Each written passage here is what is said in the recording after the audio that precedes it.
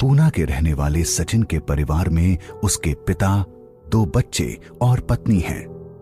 एक छोटी सी प्राइवेट नौकरी के भरोसे सचिन अपने परिवार को पाल रहा है। उसके बुजुर्ग पिता एक तरह से उसी की जिम्मेदारी है, क्योंकि सचिन के पिताजी भी एक प्राइवेट नौकरी ही किया करते थे।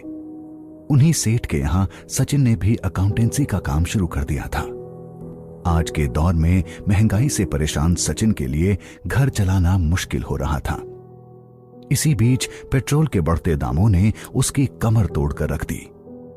अब रोज 20 किलोमीटर बाइक से आना जाना उसे महंगा लगने लगा था। सेठ से उसने पगार बढ़ाने की बात की तो सेठ ने उल्टा उसे यह कह दिया कि तुम्हारे पिताजी ने जिंदगी भर हमारी सेवा की है और मैं नहीं चाहता कि तुम्हारी जगह किसी और को नौकरी पर रख लूं। इसके बाद सचिन कुछ ऐसे चुप हो गया जैसे उसके मुंह पर ताला लग गया हो। एक दिन नौकरी से रात को 8 बजे के आसपास लौटते समय सचिन को लगा कि उसकी गाड़ी में पेट्रोल कम है। पेट्रोल पंप काफी पीछे छूट चुका था। अचानक उसे याद आया कि वो अपने घर एक शॉर्टकट से भी जा सकता है। हालांकि ये शॉर्टकट कब्रिस्तान से होकर गुजरता था, फिर भी उसने आज हिम्मत की और बाइक का हैंडल कब्रिस्तान के रास्ते की तरफ मोड़ दिया। घर पहुंचने के बाद उसने देखा कि बाइक का पेट्रोल खत्म नहीं हुआ था, बल्कि 3 किलोमीटर का घेरा भी कम हो चुका था। इसके बाद तो सचिन रोज ही उस कब्रिस्तान के रास्ते से आना जाना करने लगा। करीब 2 सप्ताह आने जाने के बाद उसे महसूस हुआ कि पेट्रोल के बजट में कुछ तो राहत उसे मिली है। एक दिन उसे लौटते समय काफी देर हो गई। रात के करीब 9:30 बज रहे थे। वो उसी कब्रिस्तान के रास्ते से लौट रहा था। जैसे ही उसने गाड़ी कब्रिस्तान के कच्चे रास्ते पर आगे बढ़ानी शुरू की, आज उसे कुछ डर का एहसास हुआ। गाड़ी अभी बहुत ज्यादा आगे नहीं बढ़ी थी। अचानक बाइक बीच कब्रिस्तान में बंद हो गई। सचिन ने आजू बाजू चारों ओर देखा। कुछ चमगादड़ों के पंखों की फड़फड़ाने की आवाज, झिंगुरों की आवाज, हवा में सूखे पत्तों की सरसराहट, शायद इतना डरावना कि कमजोर दिल वालों को तो हार्ट अटैक ही आ जाए। गर्मी का मौसम था और सचिन पसीना पसीना हो चुका था। दिन भर का थका हुआ हिम्मत हार के एक चबूतरे पर बैठ गया। घर से पत्नी का फोन आया। बड़े बेमन से उसने फोन अटेंड किया और बस इतना कहा कि रास्ते में हूं, आ रहा हूं। उसे यूं लगा जैसे सूखे पत्तों पर किसी की जोर जोर से पैर पटक कर चलने की आवाज आ रही है। उसने चारों तरफ गौर से देखा। आवाज तो आ रही थी, मगर था कोई भी नहीं। अब सचिन के शरीर में डर के मारे कांटे उठने लगे थे। सूखे पत्तों पर किसी के चलने की आवाज के साथ अब उसे महसूस हुआ कि जहां वो बैठा है वहां से बहुत जोर से चीखने चिल्लाने की आवाजें आ रही हैं। ये आवाजें बढ़ती जा रही थीं और अब तक लड़ाई झगड़े में तब्दील हो चुकी थी। उसने खुद को संभाला, गौर से देखा तो वो जिस चबूतरे पर बैठा था वो किसी की कब्र थी। उसने उठने की हिम्मत की, लेकिन एक पल के लिए ऐसा लगा जैसे शायद किसी ने उसे जकड़ कर रखा है। उसके मन में यह भी ख्याल आया कि बाइक को यहीं छोड़कर पैदल ही घर निकल जाए, लेकिन फिर अपनी आर्थिक स्थिति को देखते हुए उसने सोच लिया कि चाहे जैसे भी हो, बाइक को घसीटना पड़े या रात भर इसी कब्रिस्तान में बैठना पड़े, वो बिना बाइक के घर नहीं जाएगा। अब सचिन ने फिर जोर लगाया, उठा और भगवान का नाम लेकर बाइक में किक मारना शुरू किया। बाइक स्टार्ट हो गई। सचिन के चेहरे पर राहत आई। वो तेजी से घर की ओर चल दिया। रात के तकरीबन 11 बज रहे थे, लेकिन घर में उसने किसी को कुछ नहीं बताया।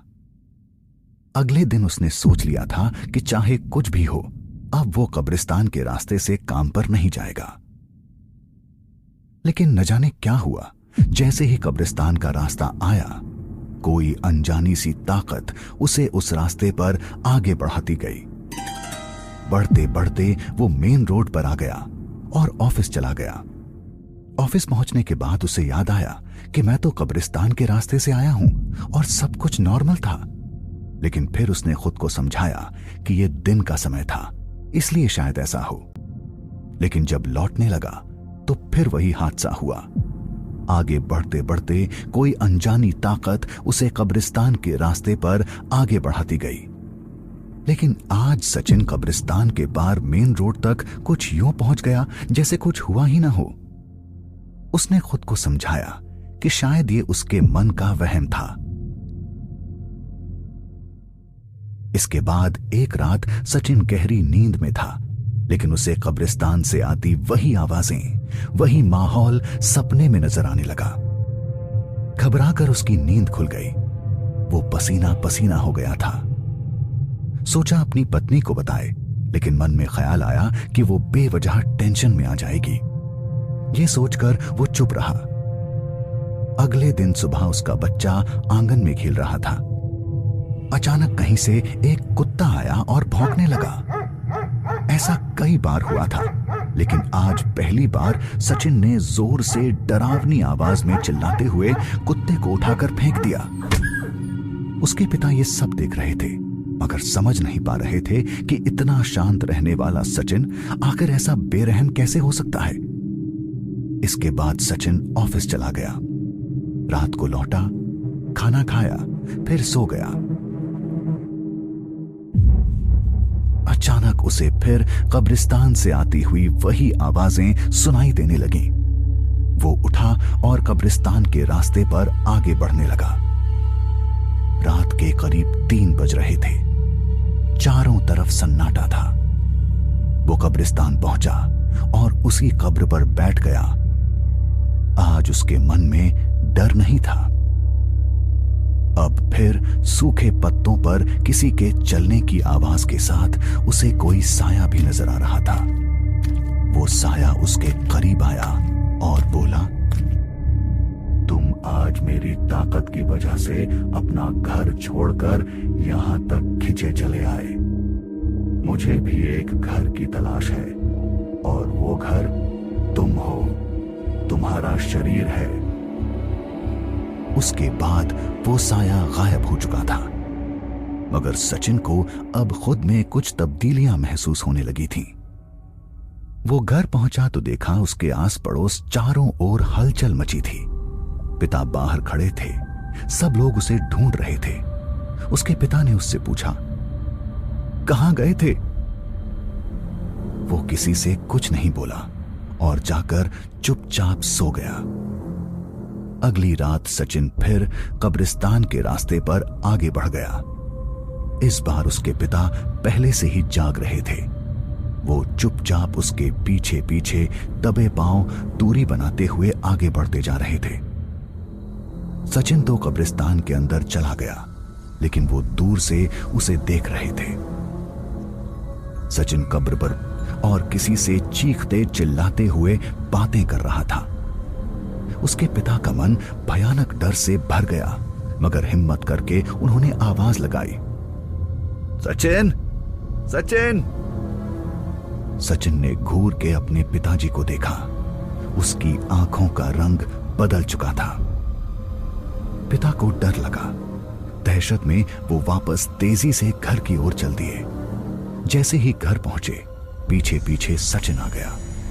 सचिन ने अपने पिता का गला दबाना शुरू कर दिया। इस चीखने चिल्लाने में सचिन की पत्नी की नींद खुल गई। काफी छीना झपटी के बाद सचिन ने अपने पिता का गला छोड़ दिया। सचिन के पिता काफी धार्मिक थे। वो तुरंत सचिन का हाथ पकड़कर अपने घर में बने पूजा घर में उसे ले गए। वहां पहुंचते ही सचिन बोला, बाबूजी, इतनी सुबह आप यहां क्या कर रहे हैं? मैं तो सो रहा था, मुझे क्यों जगा दिया? ये सुनते ही सचिन के बाबूजी के पैरों के नीचे से जमीन खिसक गई। मगर अब तक वो ये समझ चुके थे कि सचिन के ऊपर कोई ना कोई शैतानी ताकत का साया जरूर आ चुका है।